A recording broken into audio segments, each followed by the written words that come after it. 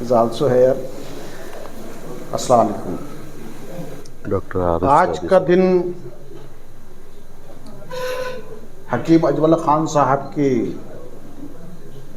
योम पैदाइश को लेकर यूनानी डे के तौर पर हम मना रहे हैं। मैं सिर्फ 2-3 बातें हकीम अजमल ख़ान साहब के बारे में और 2-3 बातें यूनानी के बारे में कहकर अपनी बात को ख़त्म करूँगा।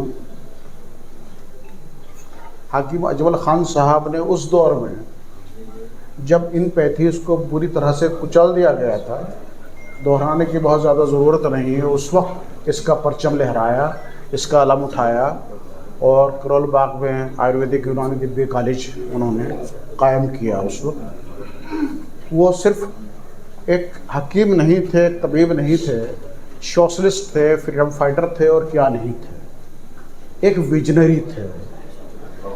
जिस फील्ड में भी हम देखते हैं तो हकीम साहब का विजन हमको दिखाई देता है।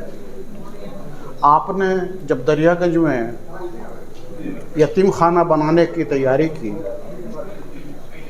तो बजाते खुद सुनने से लफ्ज़ यतीम खाना लगता है कि यतीमों के लिए कुछ बनाया जा रहा है, तो आपने उसका नाम यतीम खाना नहीं रखा, उसका नाम बच्चों का घर रखा। ये था हकीम साहब का विजन। और इससे बढ़कर बात यह है कि वो सिर्फ किसी एक कौम फ़र्द के रहबर नहीं थे, सिर्फ मुस्लिम कौम के रहबर नहीं थे। जब उन्होंने बच्चों का घर कायम किया तो अपने दोस्त स्वामी जी से कहा कि स्वामी जी आप भी अपने कौम के लिए कुछ बना दीजिए। स्वामी जी ने कहा हकीम साहब मेरे पास तो पैसा नहीं है, मैं कैसे बनाऊं? आपने कहा स्वामी जी आप बनाइए, पैसा मैं दूंगा। यह था विजन और यह था गंगा जमनी तहजीब का एक नमूना जो हकीम साहब ने पेश किया। तो ऐसे शख्स की याद में जिसमें आज हम यूनानी डे बना रहे हैं, तो हमारी भी कुछ जिम्मेदारियां बनती हैं। और अब हमको ये सोचना होगा कि इतने साल बाद, तकरीबन 100 साल का अरसा गुजरने वाला है या गुजर गया, इस अरसे में यूनानी को हमको किस अंदाज में पेश करना है लोगों के सामने। आज की रिक्वायरमेंट क्या है, 100 साल पहले की रिक्वायरमेंट कुछ दूसरी थी।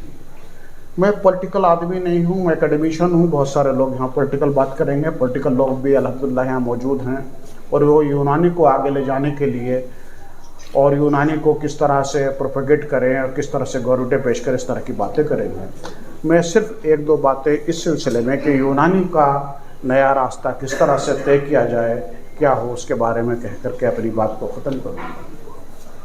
आज जबकि दुनिया इतनी तेज़ी से बदल रही है, आर्टिफिशियल इंटेलिजेंस की बात हो रही है, और अगर हम अपने उसी पुराने कदो खाल में रहे तो शायद इस दौर का मुकाबला करना मुमकिन नहीं होगा। इसलिए मैं आपसे कहता हूँ, आप सब क्योंकि यूनानी के रहबर हैं, कुछ यूनानी के प्रैक्टिशनर्स हैं, जो भी इनोवेशंस हैं, जो भी रिसर्च हैं, जो भी इक्विपमेंट के ईजाद है, जो भी इंस्ट्रूमेंट्स की ईजाद है जिससे कि आप अपनी डायग्नोसिस को मुस्तहकम बना सकते हैं, उसका इंटीग्रेशन करने की बात सोचें, उसका इंटीग्रेशन करें। मैं यूनानी की बेसिक फ़िलासफ़ी को रखने की बात करता हूँ, लेकिन बेसिक फ़िलासफ़ी को सब्सटेंशिएट करने के लिए उस इंटीग्रेशन से मैं इसकी भी बात करता हूँ।